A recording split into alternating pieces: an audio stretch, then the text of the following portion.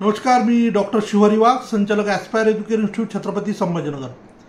विद्यार्थी मित्रांनो, मुलींना मोफत शिक्षण हा विषय गेल्या अनेक महिन्यापासून गाजतोय.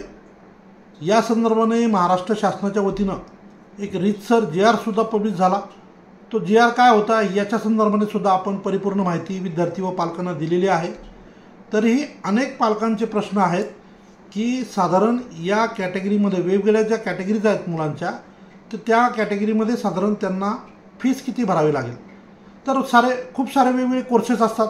MBBS आहे, मग MBBSमध्ये गव्हर्नमेंट MBBS आहे, प्रायव्हेट MBBS आहे, BAMS आहे, BDS आहे, त्यामध्ये शासकीय कॉलेज, प्रायव्हेट मेडिकल कॉलेज असे वेगवेगळे कोर्सेस आहेत. तर साधारण MBBSच्या बाबतीतच जर आपण बोलायचं झालं तर गव्हर्नमेंट मेडिकल कॉलेजला किंवा प्रायव्हेट मेडिकल कॉलेजला नेमकी किती फीस भरावी लागेल. मग आता नव्यानं आरक्षण जे मुलींना जाहीर झालं आहे, तर त्यामध्ये SC-BC कॅटेगरी, EWS कॅटेगरी किंवा OBC कॅटेगरी, या कॅटेगरीमधल्या मुलींच्या पालकांना किती फीस भरावी लागेल, कोणतं कॉलेज मिळालं तर काय गणित असेल, मुलांच्या बाबतीत हा विषय काय असेल, असं थोडक्यात या व्हिडिओच्या माध्यमातून मी तुम्हाला शेअर करणार आहे. कारण मी बऱ्याचदा ह्या कमेंट पाहिल्या की साधारण किती फीस भरावी लागेल या संदर्भामध्ये बऱ्याचदा विद्यार्थी व पालकांची विचारणा होती.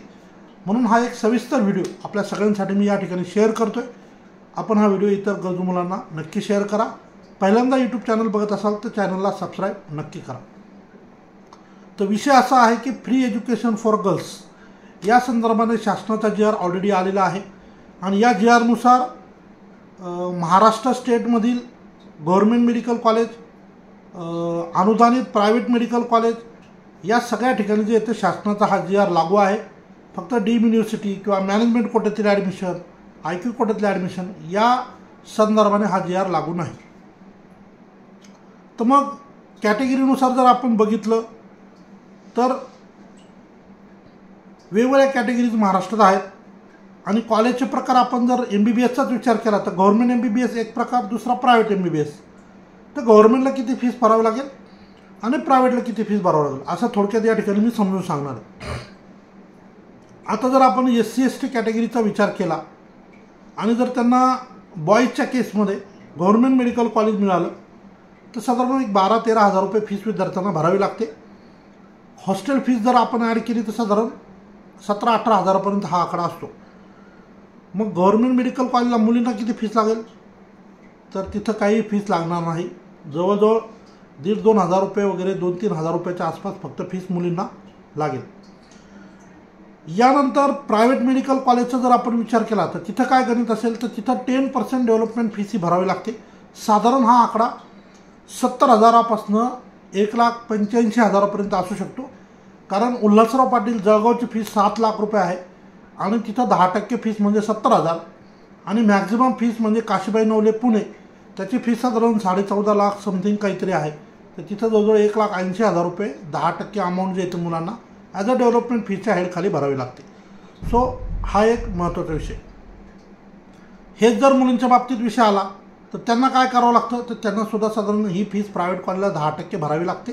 परंतु SC-STच्या कॅटेगरीच्या केसमध्ये, मुलांच्याही केसमध्ये आणि मुलींच्याही केसमध्ये यातले बरेचसे पैसे त्यांना परत येतात. मग आता वळूया आपण कॅटेगरीमध्ये दुसरे जे रिझर्वेशन आहेत जे पूर्वी परंपरागत आहेत, VJNT, NT1, NT2, NT3 आणि SBC कॅटेगरी. तर या कॅटेगरीमध्ये सुद्धा गव्हर्नमेंट मेडिकल कॉलेज MBBSचं मिळालं तर साधारण 12 हजार रुपये फीस असते. म्हणजे SC-STला जी फीसची सवलत आहे जवळजवळ तीच सवलत इथे सुद्धा आहे. आणि जर प्रायव्हेट मेडिकल कॉलेज मिळालं तर त्या ठिकाणी मात्र तसंच 70 हजारापासून 1,80,000 हजारापर्यंत ही फीस मुलांना भरावी लागते. मुलींच्या केसमध्ये काय आहे तर मुलींच्या केसमध्ये सुद्धा सेम रूल आहे. गव्हर्नमेंट मेडिकल कॉलेजला 10 ते 12 हजार आणि प्रायव्हेट मेडिकल कॉलेजला 70 हजारापासून 1,85,000, 1,80,000 हजारापर्यंत ही फीस मुलींनासुद्धा या कॅटेगरीमध्ये भरावी लागते. बरं, मग त्यानंतर आपण वळूया जनरल कॅटेगरीकडे. जनरल कॅटेगरीमध्ये काय गणित आहे तर जनरल कॅटेगरीमध्ये कोण मुलं असतात किंवा मुली असतात असे विद्यार्थी ज्यांचं पालकांचं उत्पन्न 8 लाखापेक्षा जास्त आहे आणि ते शासकीय सेवेत आहेत किंवा प्रायव्हेट सेवेत आहेत, परंतु टीचर आहेत किंवा अनुदानित संस्थेवर नोकरी करतात किंवा थोडक्यात काय कुठेतरी शासकीय कर्मचारी आहे, त्यांना उत्पन्न मिळतं, ते शासनाच्या दरबारी त्याची नोंद आहे, ते 8 लाखाच्या पुढे आहे मग अशा केसमध्ये त्यांना कॅटेगरीमधले पालक असतील, ओबीसी आहे, NT आहे, उत्पन्न जास्त आहे तर ते कॅटेगरीचा बेनिफिट घेऊ शकत नसतील, त्या केसमध्ये ते जनरल कॅटेगरीमध्ये जातात. दुसरा एक वर्ग जो ऑलरेडी जनरल कॅटेगरीतच आहे, कोणता?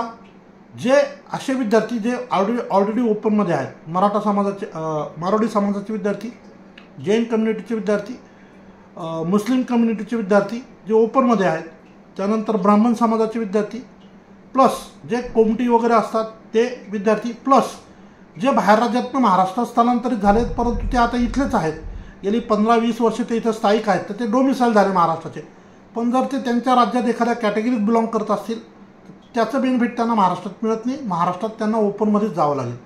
तर हे सगळे विद्यार्थी जनरल कॅटेगरीत येतात. आणि जनरल कॅटेगरीमध्ये जर गव्हर्नमेंट मेडिकल कॉलेज मिळालं तर 1,20,000च्या आसपास फीस आहे. जर प्रायव्हेट कॉलेजचा विचार केला आपण तर 7 लाखापासून फीस चालू होते. 7 लाख, 8 लाख, 9 लाख, 10 लाख, 12 लाख, 14,80,000 इथपर्यंत ही फीस आहे.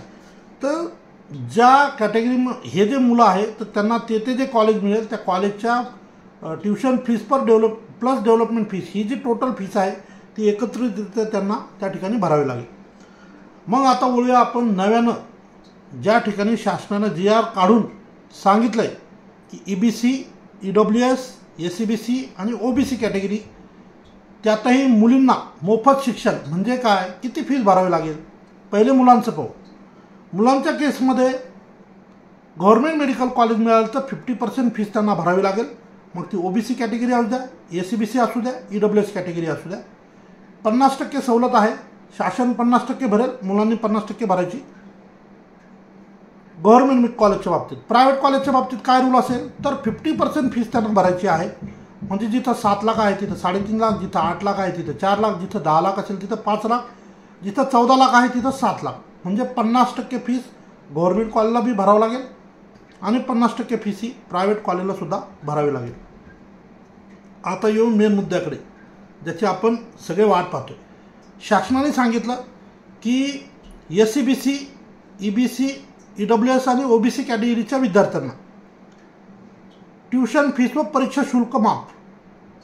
म्हणजे नेमके पैसे भरायचे किती, तर हे फार महत्त्वाचा विषय. तर जर मुलींना या मुलींना जर गव्हर्नमेंट मेडिकल कॉलेज मिळालं तर तिथं 10 ते 12,000 रुपये जी फीस इतर NT कॅटेगरीला आहे, ST कॅटेगरीला आहे, SCला आहे तेवढी फीस यांना गव्हर्नमेंट मेडिकल कॉलेजला भरावी लागेल. म्हणजे तुमचं ट्युशन फीस टोटली शासनाने माफ केलेली आहे असं आपण सांगू शकतो. दुसरं मग भरायचे किती, तर डेव्हलपमेंट प्रायव्हेट कॉलेजच्या बाबतीत. मग प्रायव्हेट कॉलेजच्या केसमध्ये किती भरायचे, तर त्यांना 10% डेव्हलपमेंट फीस ही भरावी लागेल. कारण शासनाने फक्त तुम्हाला ट्युशन फीस आणि परीक्षा फीसवरच सवलत दिलेली आहे. जो GR शासनाने रिलीज केलेला होता त्यामध्ये क्लिअरली दिलेलं आहे ट्युशन फीस ही कॉलेजला जाईल, परीक्षा शुल्क हे विद्यार्थ्याच्या खात्यात जाईल, परीक्षा शुल्क विद्यार्थ्यांना भरावी लागेल. परंतु परीक्षा शुल्क भरायसाठी पुढे वेळ असतो तो त्यावेळेचा विषय आहे. तुर्तास ॲडमिशनच्या वेळेस किती भरावं लागेल, तर ॲडमिशनच्या वेळेस तुम्हाला तुमची डेव्हलपमेंट फीस जी आहे 10% ती भरावी लागेल. ती EWS कोट्यातून असेल तरी भरावी लागेल, OBCमध्ये असेल तरी भरावी लागेल आणि SCBC कॅटेगरीमधल्या मुली असतील तरीही त्यांना ती फीस भरावी लागेल. बरं, या व्यतिरिक्त काय भरावं लागतं, तर हॉस्टेल मेस हे कुठल्याच कॅटेगरीला कुठेही माफ नाही. कोणतीही कॅटेगरी असू द्या, प्रायव्हेट कॉलेज मिळू द्या, गव्हर्नमेंट कॉलेज मिळू द्या, तुम्हाला पैसे भरावे लागतात. फक्त फरक एकच आहे, जर गव्हर्नमेंट मेडिकल कॉलेज मिळालं तर कॉलेजच्या हॉस्टेलची फीस ही फार सीमित असते, मिनिमम असते, साधारण 5,000 रुपये वर्षाला. पण जेव्हा आपण प्रायव्हेट कॉलेजचा विचार करतो तर प्रायव्हेट कॉलेजला साधारण 1 लाख, 1.25 लाख, 1.5 लाख शहरानुसार ही फीस विद्यार्थ्यांकडून आकारली जाते. मग यामध्ये कॉलेजचा राहण्याचा, हॉस्टेल मेसचा खर्च, नाश्ता वगैरे अशा सगळ्या सुविधा त्याच्यामध्ये असतात. सो ज्या विद्यार्थ्यांना पूर्वीपासून सवलत आहे त्यांनासुद्धा आणि ज्यांना नव्यानं आता सवलत मिळाली आहे त्यांनासुद्धा हॉस्टेल मेस हे चुकणार नाही. फक्त गव्हर्नमेंट कॉलेजच्या केसमध्ये हॉस्टेल फीस कमी असते, मेसचा खर्च हा विद्यार्थ्यांना करावा लागेल. आणि प्रायव्हेट कॉलेजच्या बाबतीत मात्र सगळ्यांना समान न्याय असेल. तिथं तुम्हाला हॉस्टेल मेसची जी काय कॉलेजच्या नियमाप्रमाणे फीस ठरवून दिलेली आहे साधारण 1 लाखापासून 1.5 लाखापर्यंत ती तुम्हाला त्या ठिकाणी जे इथं भरावी लागेल. थोडक्यात कोणती फीस भरावं लागेल, तर तुमची डेव्हलपमेंट फीस तुम्हाला भरावं लागेल, तुमच्या हॉस्टेल मेसची फीस भरावी लागेल। या व्यतिरिक्त प्रत्येक कॉलेजला सुरुवातीच्या पहिल्या वर्षी मिसलेनियस एक्सपेन्सेसच्या नावाखाली एक पर्टिक्युलर अमाऊंट चार्ज केली जाते, त्याला आपण काय म्हणूया, त्याच्यामध्ये तुमचं मिसलेनियस खर्च ज्याला आपण म्हणूया, त्यामध्ये तुमचं युनिव्हर्सिटी ॲफिलिएशन फीस, त्यामध्ये तुमच्या ज्या वर्षभरात किंवा पुढच्या 4-5 वर्षात होणाऱ्या वेगवेगळ्या ॲक्टिव्हिटीज, मग त्यात स्पोर्ट्स ॲक्टिव्हिटी आली, कल्चरल ॲक्टिव्हिटी आली, तुम्हाला जी लायब्ररी सुविधा भेटणार आहे, ID कार्ड तुम्हाला मिळणार आहेत, वेगवेगळ्या फॅसिलिटीज ज्या मिळणार आहेत, त्या सगळ्यांच्या हेडखाली एक ठराविक रक्कम वेगवेगळ्या कॉलेजची थोडीफार कुठे कमी कुठे जास्त 30,000 कुठं 50,000 साधारण चार्ज केली जाऊ शकते। हा एक ॲडिशनल खर्च पालकांनी विचारात नक्की ठेवावा। या व्यतिरिक्त इतर काही चार्जेस तुम्हाला लागू शकतात, त्याच्यामध्ये काही बुक्स तुम्हाला परचेस करायचे असतील तर हे पुढच्या टप्प्यातले खर्च आहेत, परंतु हेही तुमच्या लक्षात असलं पाहिजे। म्हणजे थोडक्यात काय तर मुलींना मोफत शिक्षण हे जरी खरं असलं तरीही तुम्हाला ते मोफत शिक्षण, ट्युशन फीस, परीक्षा शुल्क या संदर्भात मिळालेलं आहे। डेव्हलपमेंट फीस आणि हॉस्टेल मेसच्या संदर्भानं जी फीस आहे किंवा इतर जे काय छोटे मोठे डिपॉझिट आहे कॉलेजच्या लेवलला हे तुम्हाला भरावे लागतील। सो एक अतिशय महत्त्वाची माहिती, कारण ही मला बऱ्याच दिवसापासून तुम्हाला शेअर करायची होती। आज थोडासा वेळ मिळाला म्हणून एक महत्त्वाचा व्हिडिओ आपल्या सगळ्यांसाठी या ठिकाणी शेअर केला। या ठिकाणी थांबतो। धन्यवाद।